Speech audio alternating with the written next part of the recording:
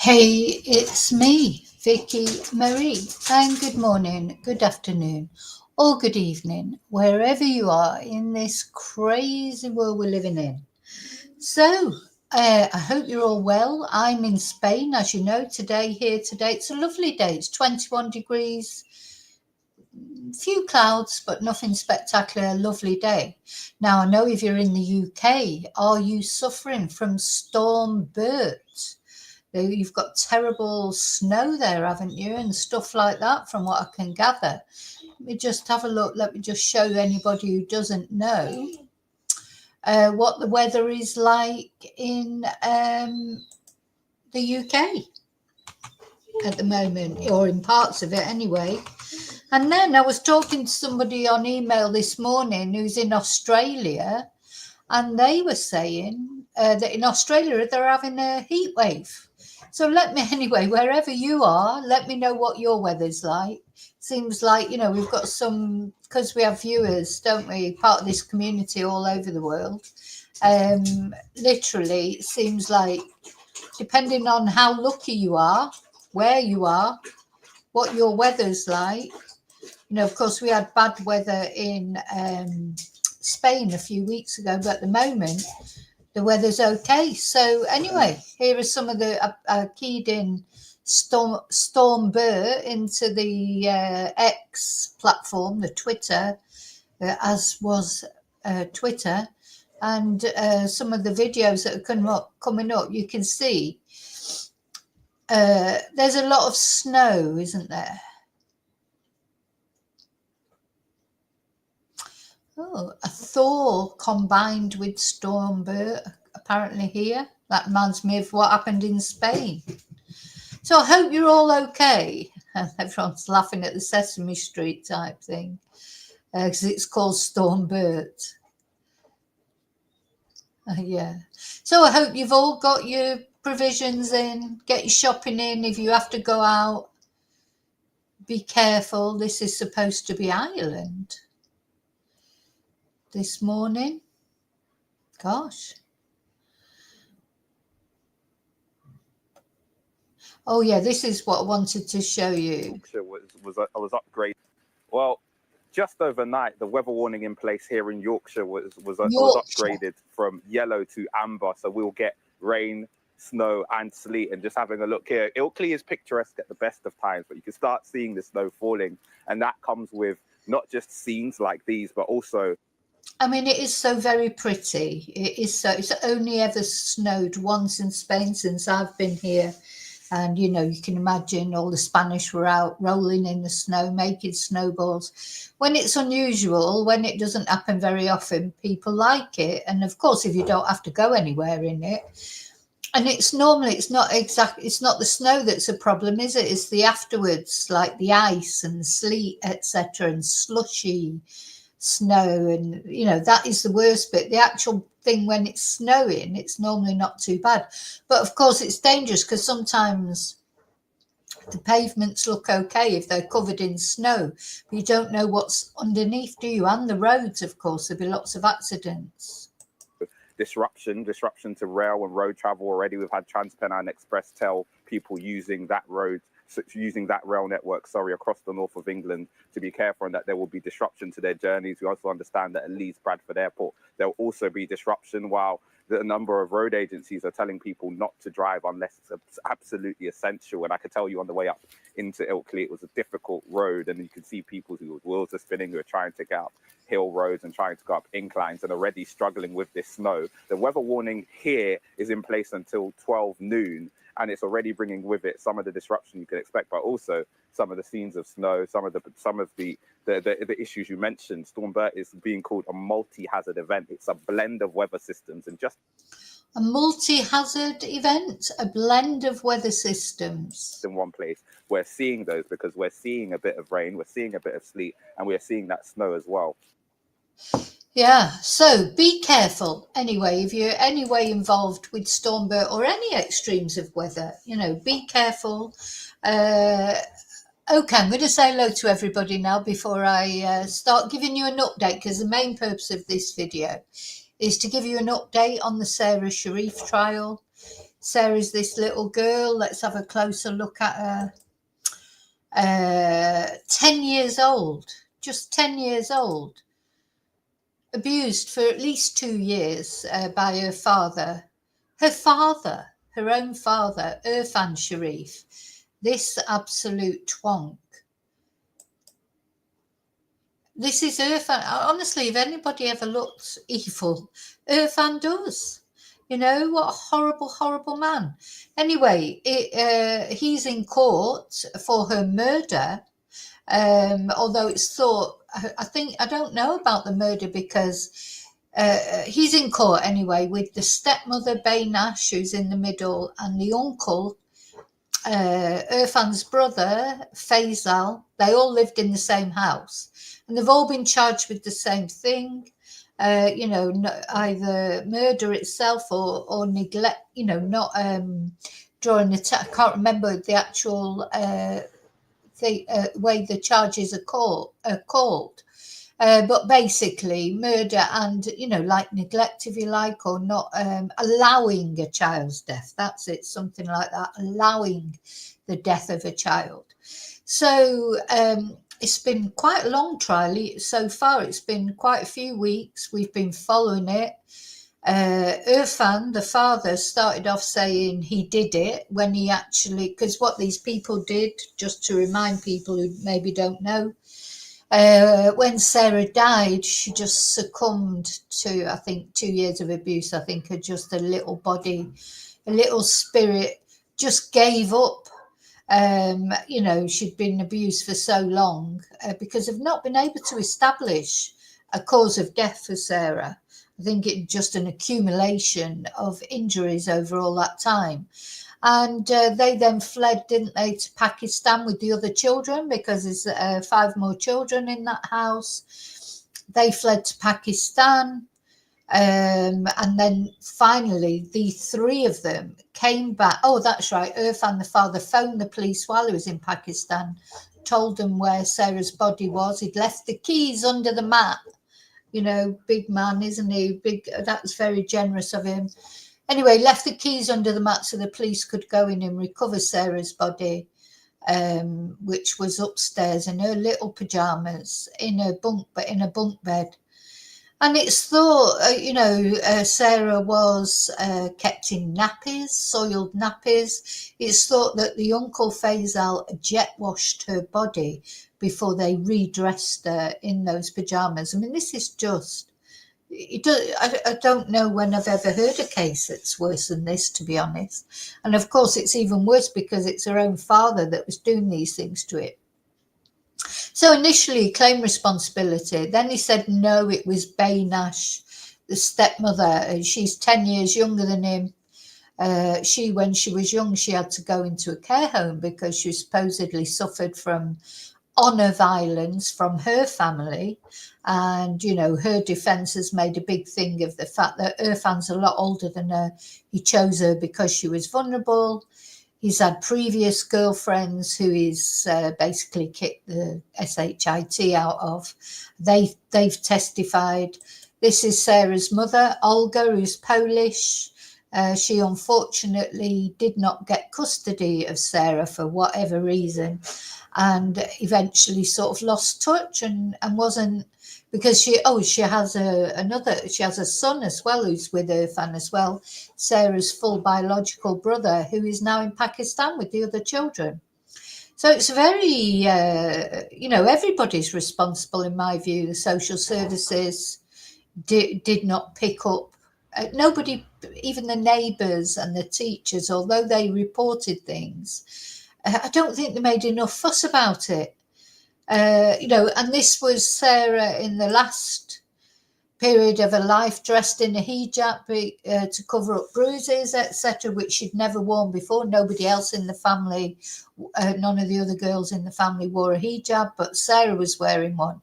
And it's thought to be because she was covering up her bruises. They were covering up her bruises. So we've heard some very upsetting things in this trial. And we've heard how Sarah thought, left notes to apologise for being naughty and thanking her dad for looking after her at the weekend. And saying our family spreads love all over the place, and she was totally brainwashed, this poor girl.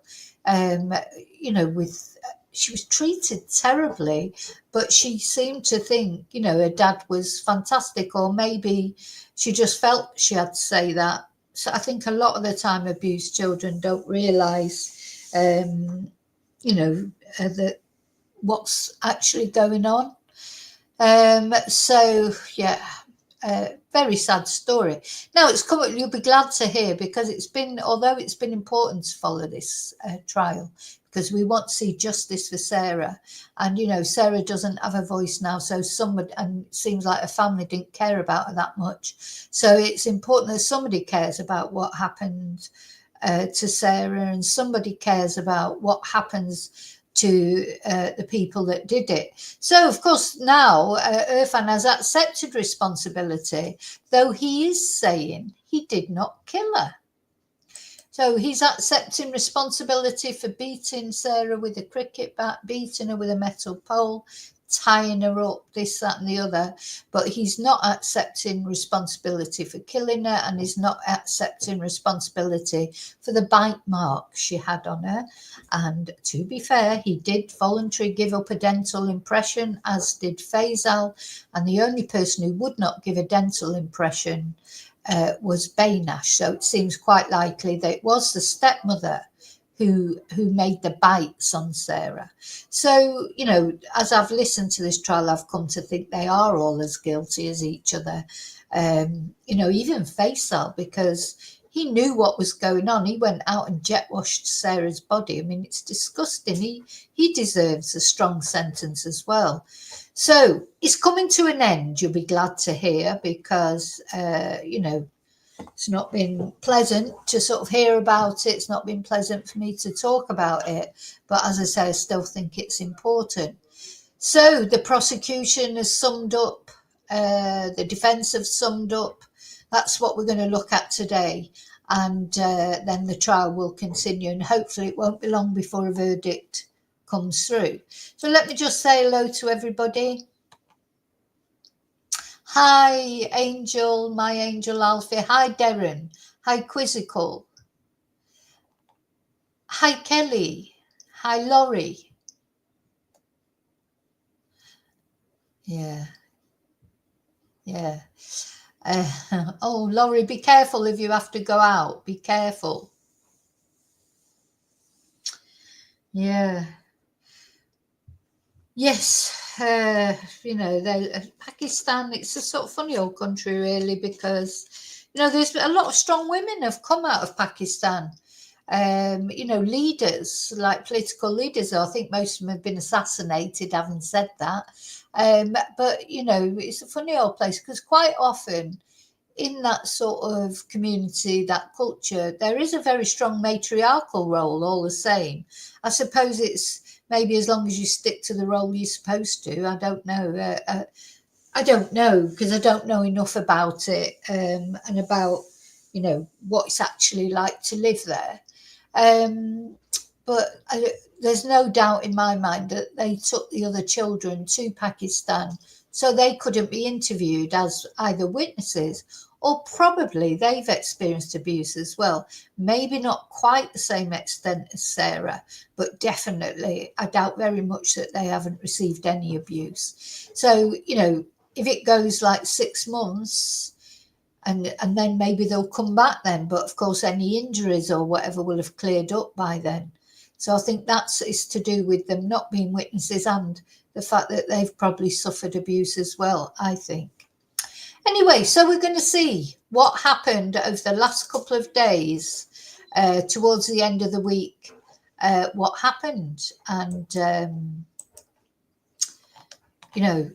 I think it's coming to something when your own lawyer, your own defence lawyer, Urfan's defence lawyer, has referred to him as a scumbag and a psychopath. That's his defence lawyer. So what's his defence? I think the defence lawyer is just trying to say, yes, he did beat her, and he did do this and he did do that, but he didn't kill her on that particular day. This is the defence. It's the most ludicrous defence you've ever heard. Why bother? Why not just plead guilty? I don't understand this at all. So it seems like the defence, the only defence, if you like, is, oh yeah, he did all these things. He is a scumbag. He's going to burn in hell. But he did, on that particular day, he didn't kill her. That seems to be the defence argument.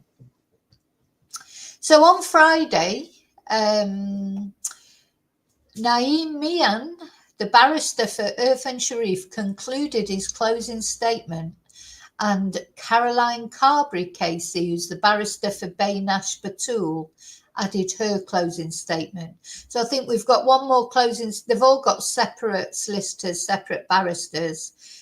So we haven't heard Faisal's closing arguments yet from his lawyer.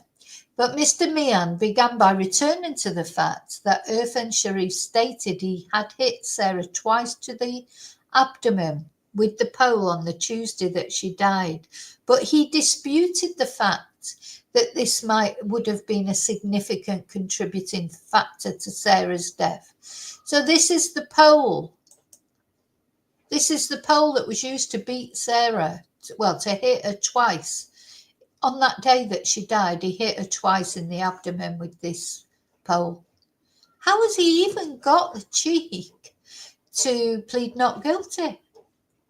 Just beyond me. Anyway. In the video of Sarah dancing from August the 6th, 2 days before she is believed to have died, Sharif's barrister said Sarah was living with the injuries, not dying from the injuries that she was known to have then. This is just the worst defence ever. He then reminded the jury of the turmoil, guilt and remorse that Sharif would have felt and the number of days he spent in the witness box. Is he really trying to make us feel sorry for him? He stated that this would all have taken his toll on Urfan. I mean, my heart is just bleeding for Urfan. I don't know about you. And asked the jury to consider the credibility and reliability of all what he said as a result. So now he's trying to say that all this turmoil, guilt and remorse is what made him say these things. Dear me. But don't forget, he also tried to blame one of the other children as well. He blamed Sarah's older brother. He emphasised that Sharif hadn't meant to cause Sarah serious harm and referred to the injuries he denied causing, including the burns, the bite marks and the hooding.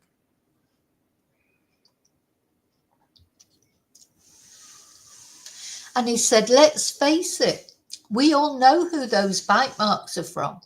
I belong to. I do think that the bite marks are definitely from Bayna. She's equally as guilty. They're all as guilty as each other. Mr. Mian went on to say that Batul was somebody capable of creating a lie and sustaining it over years. Referring to the twins she claimed to have had in a previous relationship that later transpired to not exist. Oh my God. Oh my God. So she claimed to have twins from a previous relationship, but it turned out they didn't exist. Crazy. I mean, she is crazy, definitely. They're all crazy, but not in a way that, they should get away with pleading insanity or whatever. Crazy, and they're batshit crazy, but they knew exactly what they were doing. The defence counsel said that the only person who could say what happened to Sarah on the Saturday, Sunday, Monday and Tuesday leading up to her death was Batul, and pointed to her in the box. He said to the jury, whatever you may think of him, meaning Urfan, and you may think he's a scumbag. Gosh. When your own defence lawyer calls you a scumbag, that says a lot, doesn't it? At least he came over there to the witness box and opened himself up. He admitted that the confession had come as a total surprise to him and that it clearly been a surprise to the jury too. So yeah, because Urfan started off saying no, it was Baynash that was a Baynash Batul that was the psychopath, not him. And then suddenly he changed and accepted responsibility for everything except the bites. Now, from what he's saying, it was a surprise to him. The defence lawyer, I don't know if it was or not, but anyway, that's what he says. The only mitigating, and I tell you, it's a pathetic one. To me, the only thing that could give Irfan any, I mean, I don't mean to find him not guilty, but just maybe, I mean, what's his sentence going to be? But at least he did phone the police, and the police went and recovered Sarah's body. They did not try and dispose of Sarah's body, say that she'd gone off to live in Pakistan. They could have done that. And maybe they didn't think of that, I don't know. But, you know, so that's the only little chink of decency I can see in this guy, is that he did at least phone the police and ask them to come and, you know, give Sarah the dignity of not just being left there for days, you know, deceased, or, you know, doing anything to dispose of her remains, etc. That's it. And that's not even a good thing, really, because he still killed her. They all killed her. In my view, they all killed her by total negligence. Even, you know, Faisal, who maybe he didn't strike a blow to Sarah, we don't know. Maybe he did. But if he's thought to have jet washed her after her death, so he's completely complicit in my eyes. Mr. Meehan said that Sharif will never forgive himself. He will be in those circles of hell for eternity. He will not get forgiveness from us. Nobody can grant him that, and asked the jury whether they thought the emotion he displayed was some kind of artificial creation.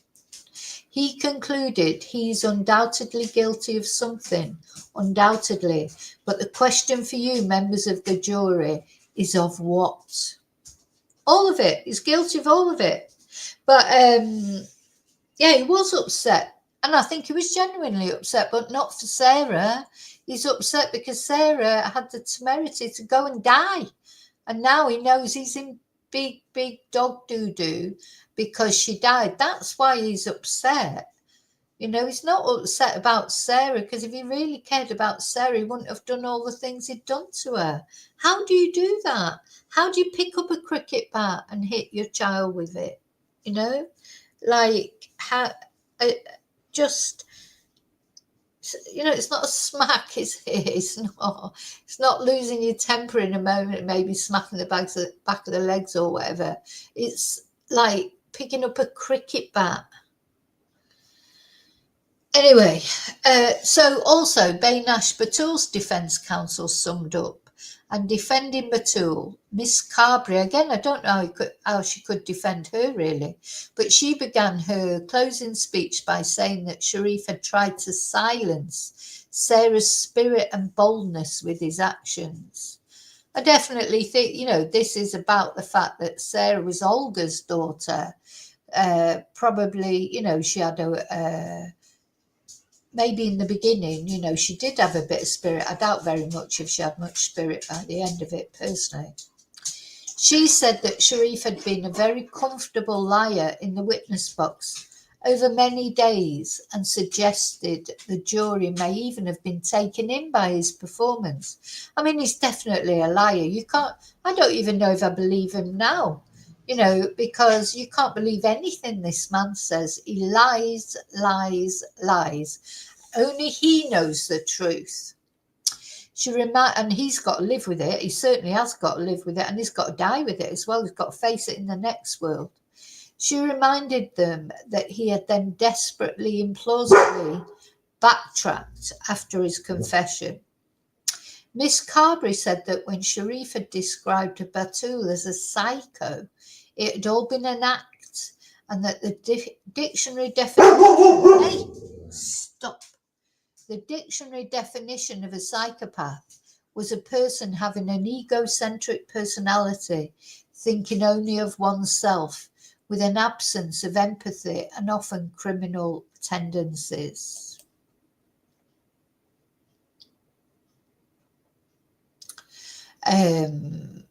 Just it is that, I know we've talked about it a few times now, but the what's the word? The outrage, the horror, it doesn't lessen, does it?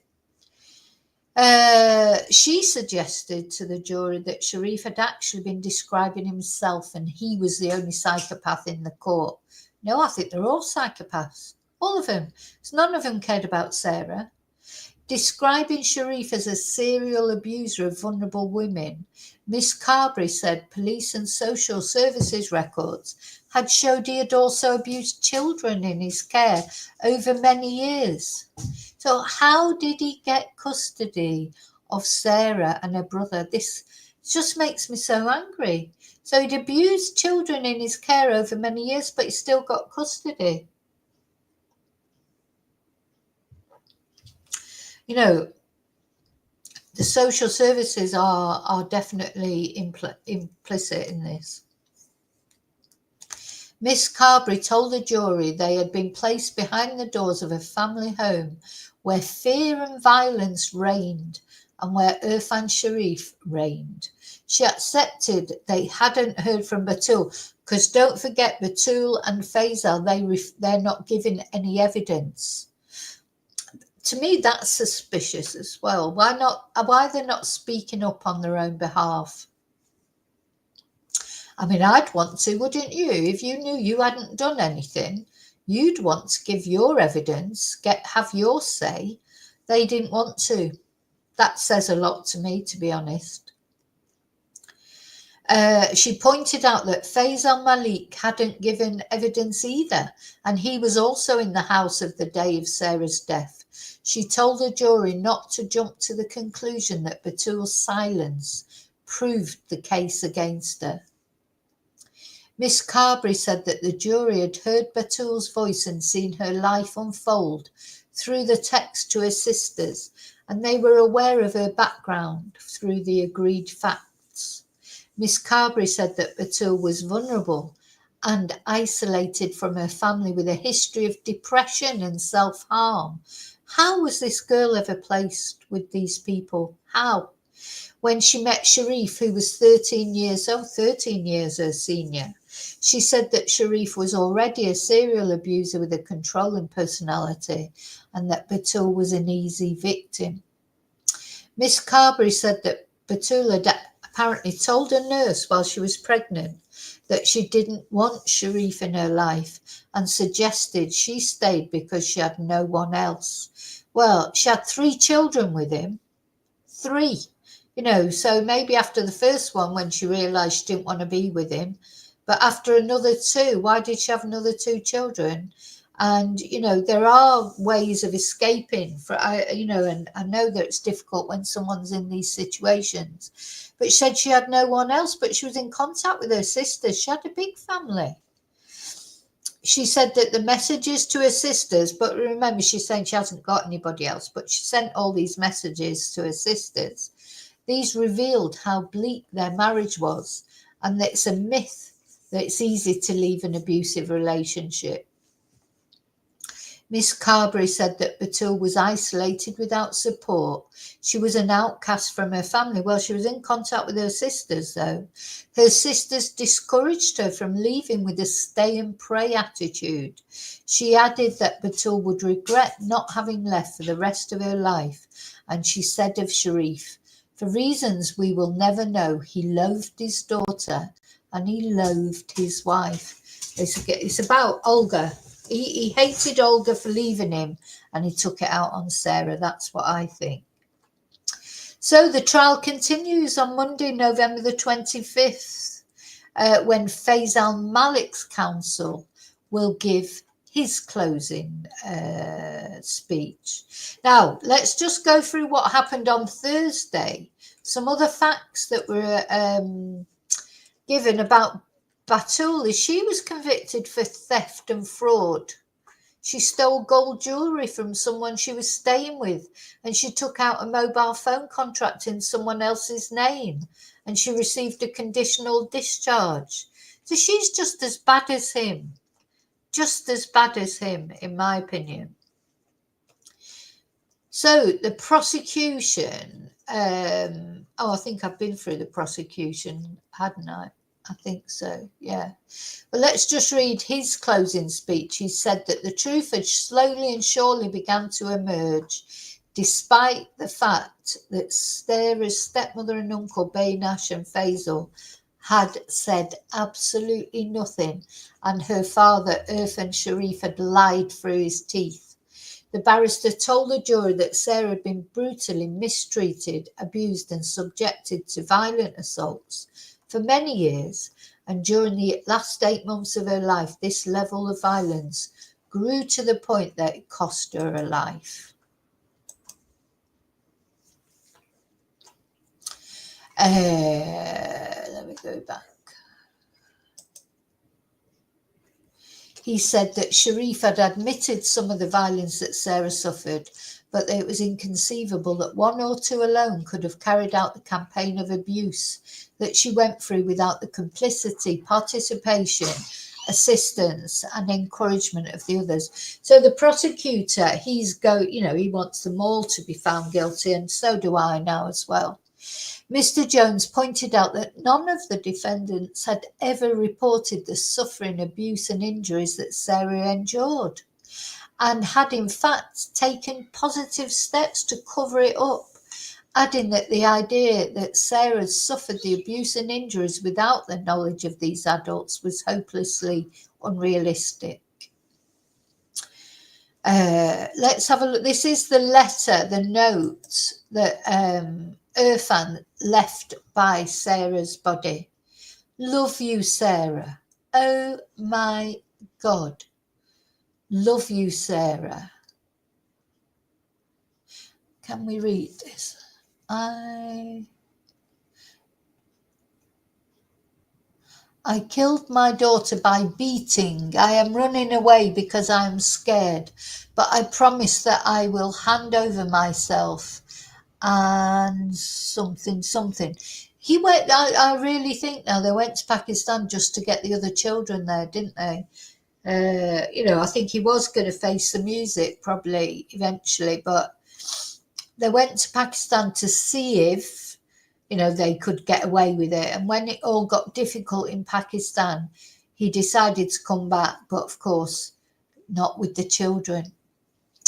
I swear to God, as if you would believe him swearing to God, that my intention was not to kill her. No, it wasn't. Actually, that's probably true. I don't think he did intend to kill her, but he still intended to beat her. He'd been beating her for ages. My daughter is something. You're busy. Oh, can you bury her like a Muslim? Maybe. So he's gone off, left his dead daughter in the bunk bed in her little pajamas after she's been jet washed because she was sat in her own filth because they made her wear nappies. And he's saying, can you bury her like a Muslim? I will be back before you finish the post-mortem. Gosh, just incredible.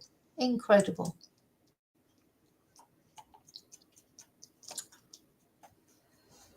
So Mr. Jones, the prosecutor, said he'd admitted beating Sarah with a cricket bat and a pole severely and repeatedly. He admitted causing her serious harm and therefore admitting to murder. But the barrister reminded the jury that when Sharif, after speaking to his counsel, didn't change his plea to guilty, the trial continued. So he still did not, even when halfway through the trial, he took all responsibility. He didn't change his plea to guilty even then. So either he regretted his admission and then tried to water it down, or it was an attempt to help Batul and Malik. The prosecutor suggested he had started off with plan A, firstly trying to blame Psycho Batul, When that didn't work, he moved to plan B by accepting full responsibility in a bid to save Batul and Malik. Finally, he moved to plan C, in which he admitted to beating her repeatedly, but that he didn't cause her death. And he pointed out that Sharif had also denied beating Sarah in the days prior to her death, which is when it suggested she suffered the traumatic brain injury, and suggested that this was an attempt to suggest that either Batul or Malik had delivered the final blow. No, I just think they're all guilty. Are they trying to muddy the waters? Was he trying to muddy the waters so that maybe none of them would get found guilty, because it couldn't be certain that one of them in particular had done it? But I don't think it's going to work. Well, I hope not anyway.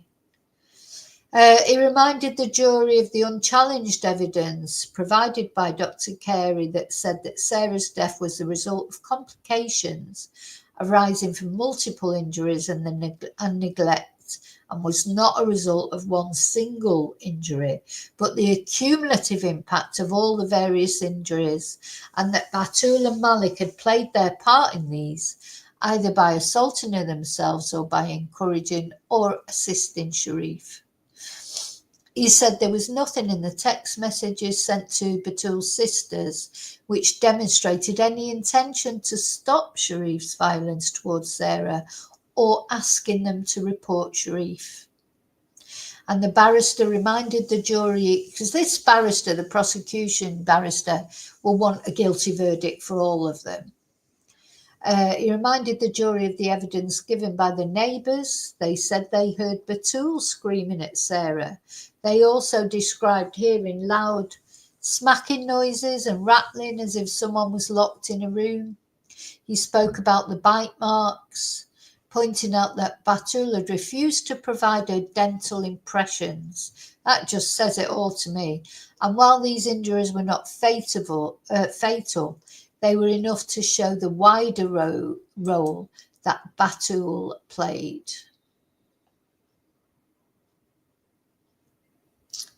So, the prosecutor will want a guilty verdict for all of them, and I think they all deserve a guilty verdict. He said that Batul and Sharif's shared approach to parenting was a culture of violence towards Sarah, which had become normalised, and that Sarah suffered again and again at the hands of the adults who should have been caring for her, but instead failed her terribly. He suggested that Batul would call Sharif home to discipline Sarah, giving him the green light and setting Sarah up for a beating, and this was enough to find Batul guilty of murder. And remember, Sarah described her as the Princess Bainash, how beautiful she was and how young and attractive, and what a fabulous mother she was, because she was brainwashed, this little girl. Brainwashed. Although there was no direct evidence Malik had assaulted Sarah, Mr. Emlyn Jones said he would have been in the house while she was being beaten to death. I mean, how, let's face it, you might put yourself in his position. You're sat in your sister's house, your brother's house, and someone's, beating one of their children with a cricket bat or with a metal rod, putting them in nappies. Of course, you'd go to the police. You might not in that moment because you'd be scared, but as soon as you were out of that house and you were on your own, first straight down the police station. Nobody, who would just turn a blind eye to that? What kind of a person? Anyway, Mr. Jones reminded the jury of the other evidence, including the homemade hoods made using packing tape and carrier bags, which were found discarded in the bin, and evidence that Sarah had been restrained. He said that restraining and hooding Sarah was part and parcel of the overall violence that caused her death, and Malik and Batul must have played a part by encouraging or assisting in that, or at the very least being complicit and doing nothing to stop it. The barristers spoke about the burns Sara suffered and reminded them that Sharif had denied causing these and that these were someone else's method of cruelty. I think she did the burns as well with the iron. He said that a video of Sara allegedly taken on August the 6th demonstrated Sara's extraordinary resilience, which he said ran out. Yeah, that little girl, she just gave up, didn't she? And he spoke about the day Sara died. No one called for help. The decision of the whole family to leave the UK and go to Pakistan, and taking their mobile phones and doorbell video with them, not telling the police where they were in the call made by Sharif. And they'd only come home because their family members were being harassed by Pakistani authorities. Yeah, I completely agree with that. Look, this is the family leaving Heathrow. They came back because the family had had enough of them. You know, the Pakistani, there's no, exchange agreement between Pakistan and Britain. But what the Pakistani police did do, they made their families' lives a misery, kept raiding their houses looking for them, and made it impossible for their family. And so the family have turned around to them in the end and said, you know, you've got to go back. They didn't go back because he wanted to face the music.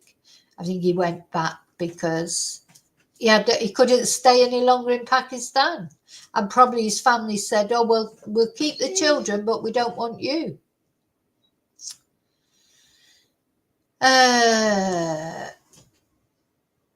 Okay, whereas, his defence counsel, Mr. Meehan, he told the jury to put aside their feelings of anger and frustration and hatred towards Sharif. Well, they're not going to be able to do that, are they?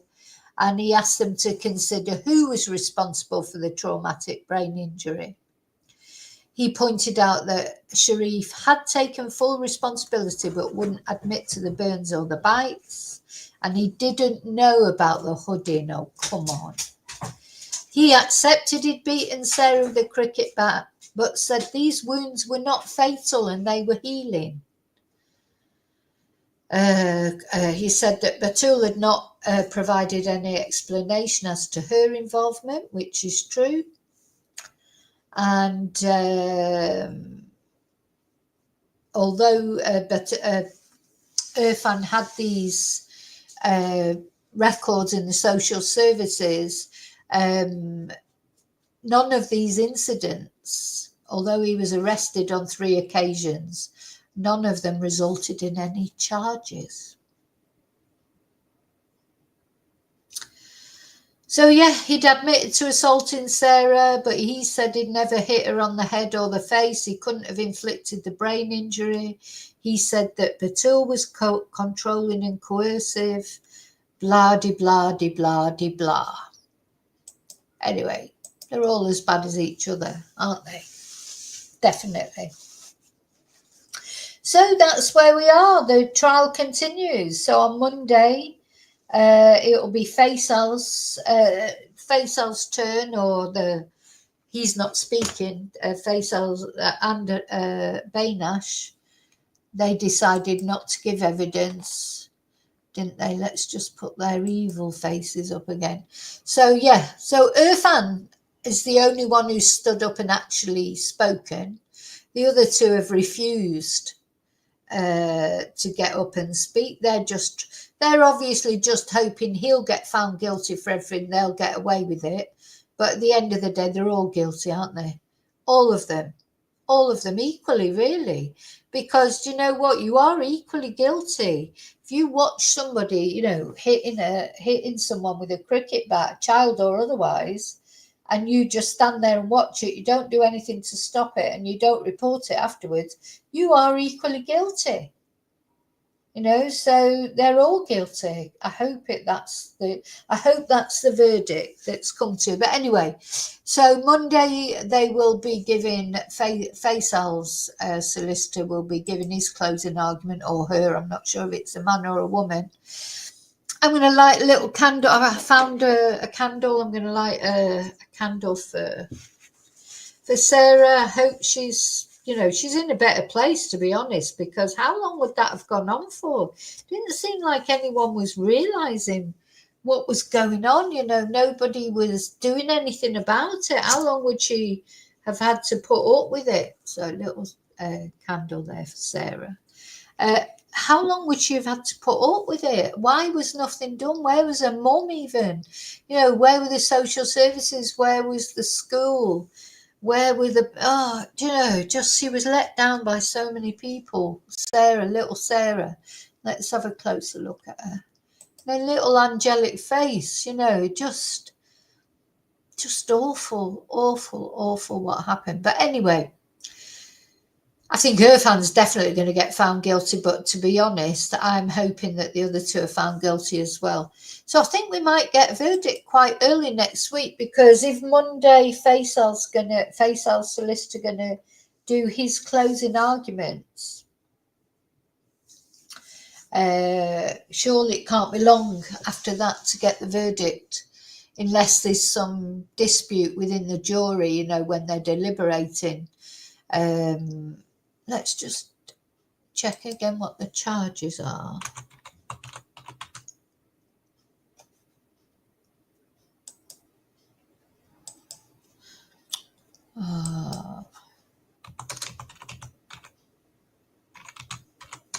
So they've all got exactly the same charges, I believe.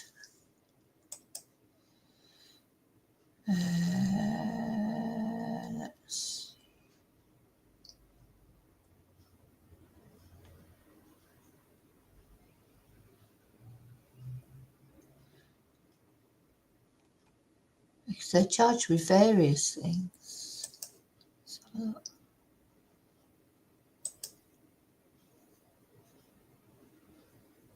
So they've been charged with murder and causing or allowing the death of Sarah. No, and those. So there may be.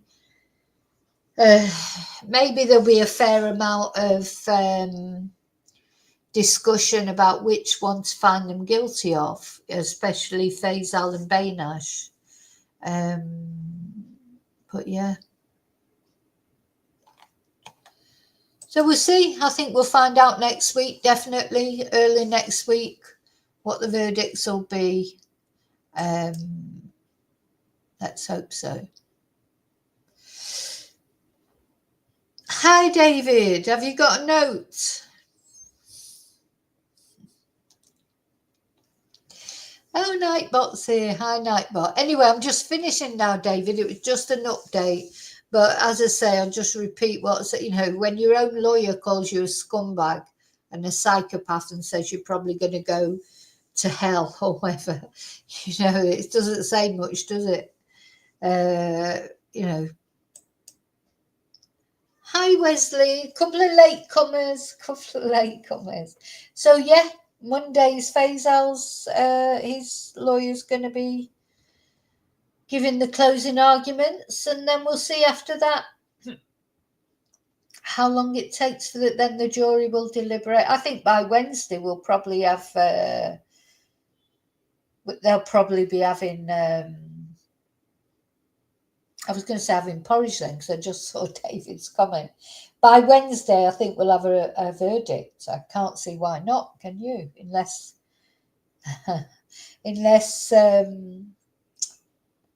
as I say, unless the jury conflicted on sort of Faisal and Bainash, but Irfan's definitely getting found guilty of murder, I think. I don't know.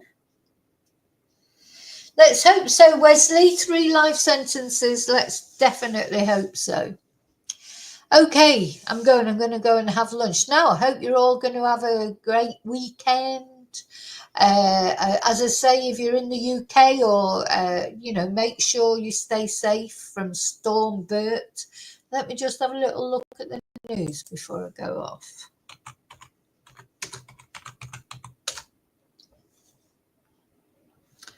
Yeah, apparently, you've got snow accumulating thick and fast. Let's have a look.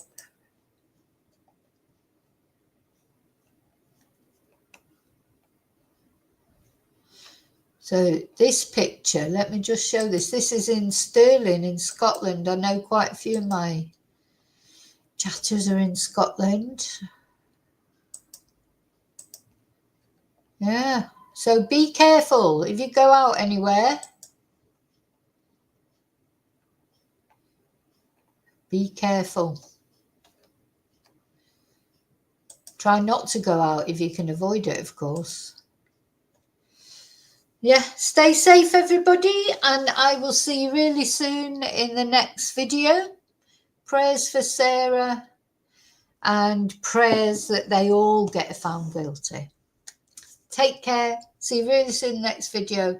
And until then, may your God go with you. Bye.